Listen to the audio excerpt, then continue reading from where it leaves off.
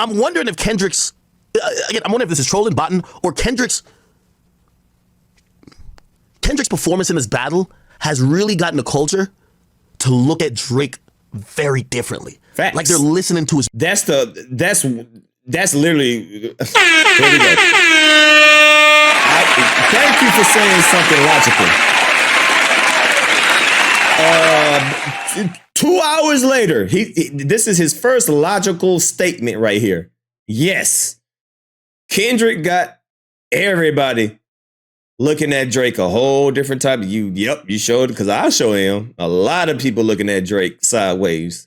That's the 4 hours later. We got our first logical statement from Akademiks.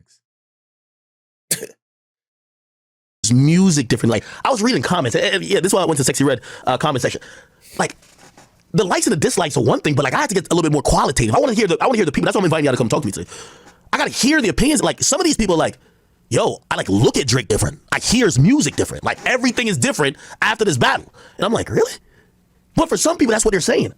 Facts. It's like they're almost like, I don't know.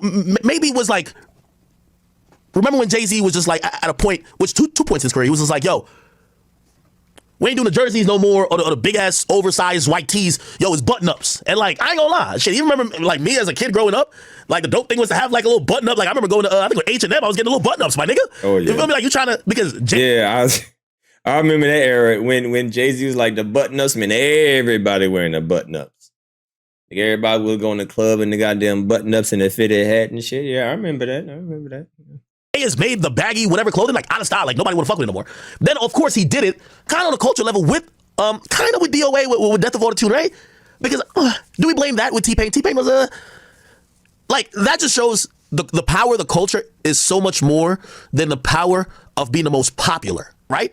Like the power of the cultural equity is probably worth 100 times more than world popularity, at least in hip hop. What do y'all think about that? Anyway, so I went to the comment section, and by the way, this is a live video. We hear, and I was like, nah, this gotta be all bots. And this is what I was reading. Yo, this is just two bad bitches singing. This shit wasn't released, it was escaped. Ice JJ Fish wrote this shit. Kendrick Lamar, what? Why are we talking about Kendrick and the Drake release? Yo, this is a Drake and Sexy Red song. Why is, and by the way, and this is why I said. Because it's right. Because what did Kendrick Lamar say? When I see Sexy Red and Drake, I see two bad bitches. and then, like Drake proved Kendrick right. Drake proved that what Kendrick said about him was right. Then he go back to Sexy Red and make another fucking bad bitch song. Yeah, I forgot what he said. What did he say? When I see Sexy Red and Drake, I see two bad bitches. He don't want to something. He want to pop ass with him. And he proved them right. Drake might have invited this, like, bruh, the nigga literally says, when I see you stand by Sexy Red, I see two bad bitches. Yeah. Maybe the first song you drop shouldn't be with Sexy Red, but whatever. Facts. Kendrick Lamar says Drake sees two bad bitches when he's stand next to Sexy Red, and 1 month later, he did the song with her while he's trying to fix the L that he took. Oh my God, over a Metro instrumental. Because it's true. Okay. It's true. Drake, stop rapping with this woman. This goes hard on mute. It's true. You can't convince me this ain't a wife. Like, let's look at the top comment first, and then we'll look at the most recent ones. Sort by, these are the top comments. Two bad bitches. Okay, this is like a stock comment. Yo, Sexy Red, thank you so much. Because of that note you hit in the beginning, my 96-year-old grandma finally recovered from her 20-year coma to turn this shit off. This other guy right here. Bro really thinks he's a bad bitch. You know what's so crazy? Nobody said that before. That's why I'm saying, I'm like, yo, if we talk about influence, I always say culture influences, right? Like, with all due respect, I've always said, you see a bunch of white girls doing dances, like they'll do whatever dance on TikTok. They don't create it. It's always like a cultural nigga, like in Philly, like they're like doing this and doing all this. And then the white girls on TikTok, they just copy it, right? And it's like biggest thing in the world. I want to rock, like, but really that came from culture. That came from, I forgot what the name of the dudes out of Philly that really taught Uzi to dance. That's culture. Like culture creates, culture influences.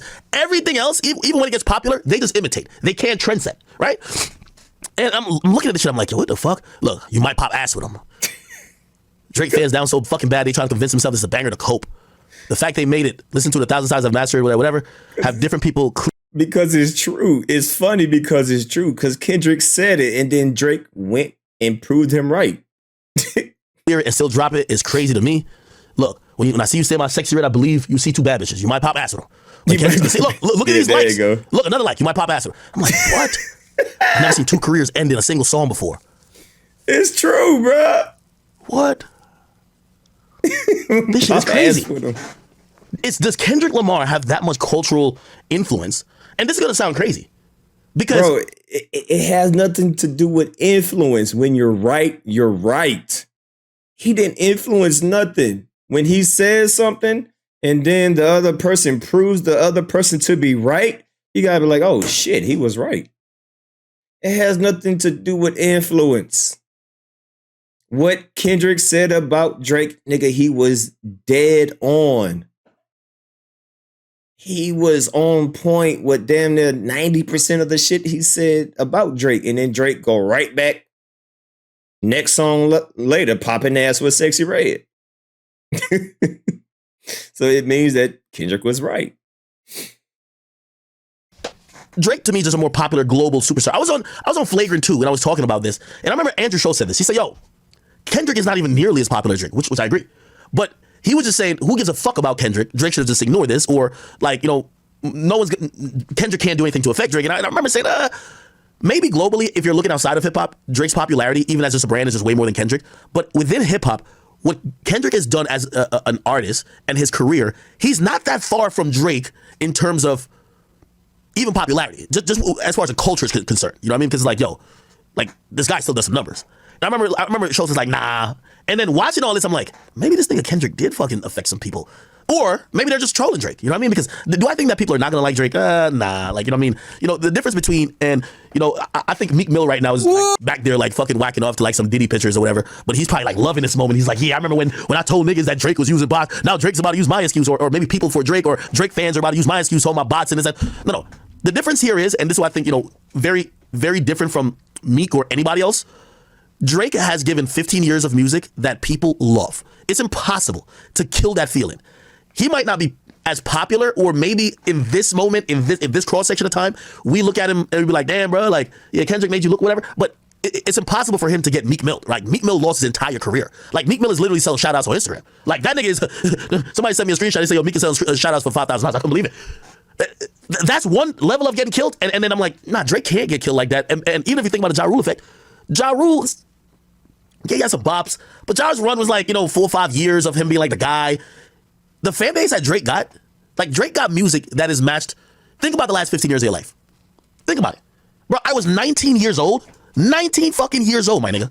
19 years old. Yeah, I was, I think the first time when Drake came out with his song, Best I Ever Had, I was in college. I think a sophomore year in college. Yeah, because I think that song came out in, hold on. What song did that come out? Drake, Best I Ever Had. I think when that song came out.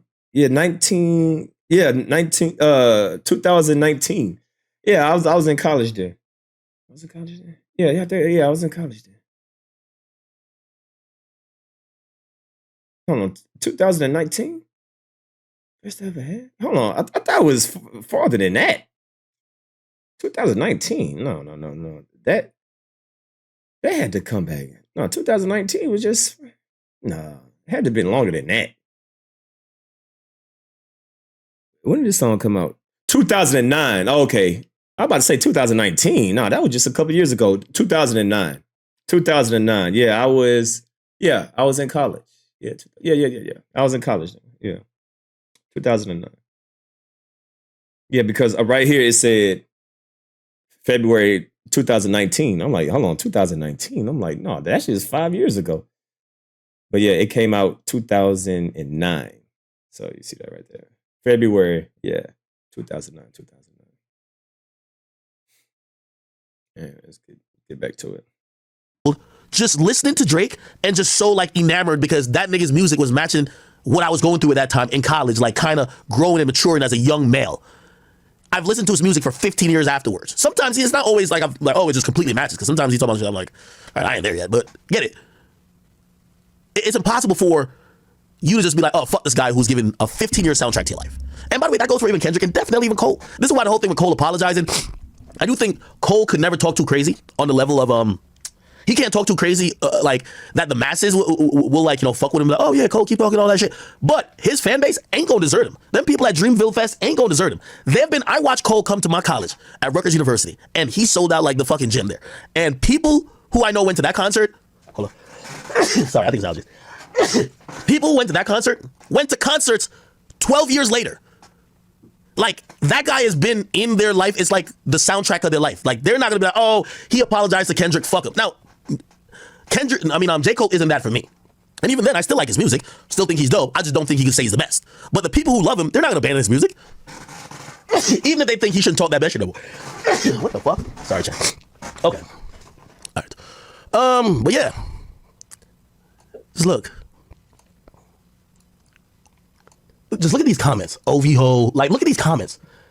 Drake knows his core. Drake know her. What? Core fan base is 14 and under.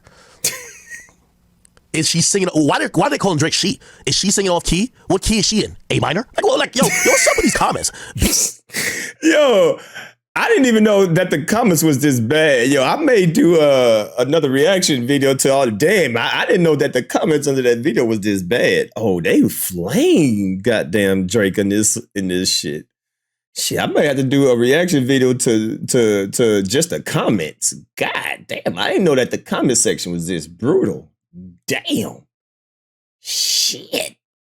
Beat your ass and hide the Bible if God watching. They're quoting Kendrick Lamar. And so I'm like scrolling down. Bro, I probably read like 3,000 comments last night because I'm like, all right, I want to see recurring comments because I know how to like decipher bot comments. And I'm kind of going, I'm like, damn. Yeah, I think maybe there's a decent amount of people.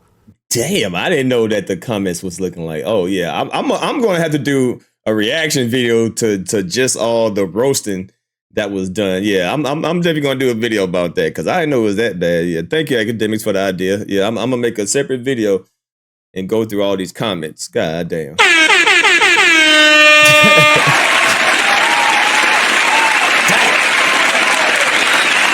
Whether they're trolling or not, I don't know. But they're not rocking with Drake right now, which is kind of interesting because we would have to give that credit to culturally how Kendrick framed the argument or the issue with him and Drake. He made it kind of unpopular or uncultural to fuck with Drake within the moment. I'm not saying people are gonna just not fuck with his music. Probably I still think he's gonna be the most popular artist still. But it kind of shows that, damn, maybe Kendrick has caused, at least in the interim, a little bit of a hiccup for Drake. And I'm like, fuck, that is crazy. He did.